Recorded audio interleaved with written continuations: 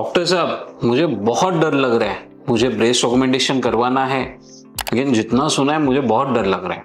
अरे डरना क्यों है? अगर पूरे दुनिया में 2.2 मिलियन ब्रेस्ट ऑगमेंटेशन हो रहे हैं तो आपको डरना क्यों है ना? सिंपल सी बात है। नमस्ते, मैं doctor Pushkar Deshpande. I am a board certified plastic surgeon from Pune. मैं पिछले 15 साल से प्लास्टिक सर्जरी की प्रैक्टिस कर रहा हूँ। आज हम द एस्थेटिक हब, ये हमारे क्लिनिक से आपको ब्रेस्ट ऑगमेंटेशन के बारे में इंफॉर्मेशन देना चाहेंगे। क्या रहता है ब्रेस्ट ऑगमेंटेशन? आपका वॉल्यूम, ब्रेस्ट का वॉल्यूम अगर कम है, सैगिंग ब्रेस्ट है, या आपका चेस्ट और ब्रेस्ट का प्रोपोर्शन अगर अच्छा नहीं है, तो you are the candidate for the breast augmentation. Breast augmentation 3 प्रकार के कर सकते हैं। पहला जो रहता है वो रहता है इम्प्लांट के वजह। इम्प्लांट के द्वारा आपके स्तन का आकार, उसका शेप और प्रोजेक्शन, ये तीनों चीजें हम चेंज करके दे सकते हैं आपको। दूसरा रहता है फैट से, जो एक्सेस आपका फैट है वो बॉडी से निकाला जाता है और वो आपके ब्रेस्ट में डाला जाता है, उसको बोलते हैं फैट इंजेक्शन द्वारा। और तीसरा प्रकार रहता है जिसको हम हाइब्रिड बोलते हैं। हाइब्रिड मतलब क्या है? इम्प्लांट और फैट, इसका मिक्सचर रहता है। तो आज हम डिस्कस करेंगे इम्प्लांट्स के बारे में। अभी इम्प्लांट्स क्या रहते हैं? इम्प्लांट्स आर मेडिकल डिवाइस रहते हैं जो एक कंपनी में रोबोटिक टेक्नोलॉजी के द्वारा बनाए जाते हैं। उसका क्वालिटी कंट्रोल काफी अच्छा रहता है और उसका सर्टिफिकेशन भी किया जाता है कि वो बॉडी में रहने के लिए कंपैटिबल है, यानी बॉडी में वो घुल मिल जाने के लिए कंपैटिबल है, ऐसा उसका सर्टिफिकेशन भी किया जाता है। कितना स्ट्रॉन्ग रहते हैं ये इम्प्लांट्स?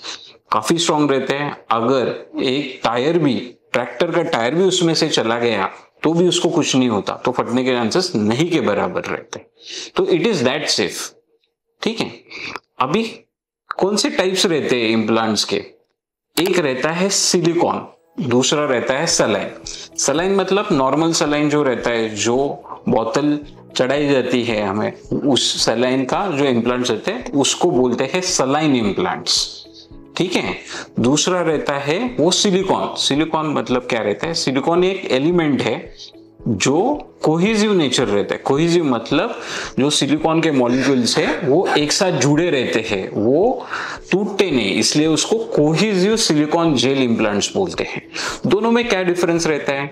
मुझे सलाइन लेना चाहिए या सिलिकॉन लेना चाहिए? तो आंसर है आपको सिलिकॉन जेल इम्प्लांट लेना चाहिए। क्यों लेना चाहिए? क्योंकि ये एक तो कोहेसिव नेचर है, दूसरी बात इसका फील नेचुरल है, तीसरी बात इसकी लॉन्जिविटी, मतलब ज्यादा से ज्यादा ये बॉडी में रह सकता है, इसलिए ये silicone gel implants are ideal. ठीक है।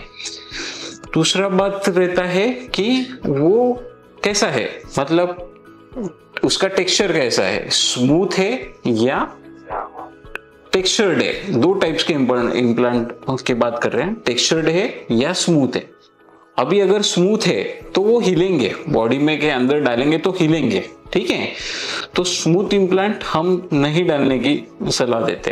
टेक्सचर्ड इम्प्लांट है तो वो बॉडी में जल्दी घुल मिल जाते हैं और हिलते नहीं, मतलब वो 360 डिग्री में हिलते नहीं। जो सलाइन इम्प्लांट्स हिलने के चांसेस रहते हैं, ये टेक्सचर्ड इम्प्लांट में कम रहते हैं। लेकिन कुछ टेक्सचर्ड इम्प्लांट में लिम्फोमा होने के चांसेस रहते हैं, इसलिए इसका एक हल निकाला है नैनो टेक्सचर इम्प्लांट जो रहते हैं, जो काफी सेफ है और हिलने के चांसेस भी कम रहते हैं। सपोज हमने स्मूथ इम्प्लांट डाले तो क्या हो सकता है? तो वो इम्प्लांट हिल सकते मतलब 360 डिग्री रोटेट हो सकते हैं। ठीक है। तो वो ना हो, इसलिए नैनो टेक्सचर इम्प्लांट डालने के हम आपको सलाह देते हैं। ठीक है। तीसरी बात जो रहती है वो काफी इंपॉर्टेंट है कि किन पैरामीटर्स मुझे चुनने हैं। ठीक है।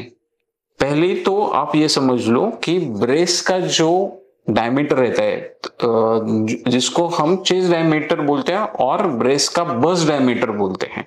तो हम लोग क्या बढ़ा रहे हैं? आपका कप साइज बढ़ा रहे हैं। जैसे कोई फीमेल है, उनका बी साइज का कप है, तो हम कितना लेके जा सकते हैं? सी लेके जा सकते हैं, डी लेके जा सकते हैं, depending on the chest diameter. ठीक है, तो वो कैसे कैलकुलेट करना है, तो हमें रफली आइडिया मिलता है साइजर से। तो साइजर्स क्या रहते हैं, ये रेडीमेड कुछ एक्सप्लांट रहते हैं, जैसे इम्प्लांट है तो एक्सप्लांट रहते हैं, कुछ डमी मॉडल्स रहते हैं, वो ब्रा के अंदर पहने जाते हैं। तो उससे एक रफ आइडिया आ जाता है कि मुझे ये टाइप का इम्प्लांट सूट हो रहा है।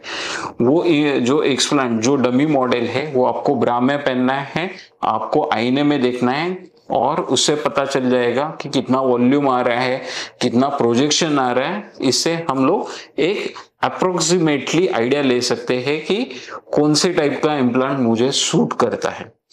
इम्प्लांट चूज करते हुए सबसे इंपॉर्टेंट चीज है कितने वॉल्यूम का इम्प्लांट मुझे चाहिए और कितना प्रोजेक्शन चाहिए। 3 टाइप के प्रोजेक्शन रहते हैं, जैसे लो प्रोफाइल, मतलब चेस्ट से, ये जो चेस्ट है वहां से थोड़ा सा आगे, कितना चेस्ट में आगे आ रहा है उसको लो प्रोफाइल बोलते हैं। अगर मीडियम टाइप का आ रहा है तो उसको मीडियम प्रोफाइल बोलते हैं। अगर पूरा आ रहा है तो उसको हाई प्रोफाइल बोलते हैं। और बहुत ज्यादा आपको प्रोजेक्शन चाहिए, सीने से आगे आपको ब्रेस्ट चाहिए, तो उसको प्रोफाइल बोलते हैं। वॉल्यूम किसको बोलते हैं, तो जो ब्रेस्ट का फुटप्रिंट है उसमें आपको कितना इम्प्लांट डलवाना है, कितने साइज का, कितने वॉल्यूम का इम्प्लांट आपको डलवाना है, उसको आप वॉल्यूम से मेजर कर सकते हैं। तो 200 से स्टार्ट कर सकते हैं, 200, 300, 350, 400, 450, डिपेंडिंग ऑन आपका चेस्ट का जो डायमीटर है वो, और दूसरा कितना प्रोजेक्शन, कितना वॉल्यूम, कितना वो एकोमोडेट कर रहा है, उसके हिसाब से हम इम्प्लांट आपको देने की सलाह देते हैं। तो आप वेट किसके लिए कर रहे हैं, आपको हमें एस्थेटिक हब में आना है, ये हमारा नंबर है, इस पे कॉल करना है, और हमारे एक्सपर्ट डॉक्टर्स, उनसे आपको सलाह लेनी है। और कुछ भी क्वेश्चन रहे, you can call us. Thank you so much.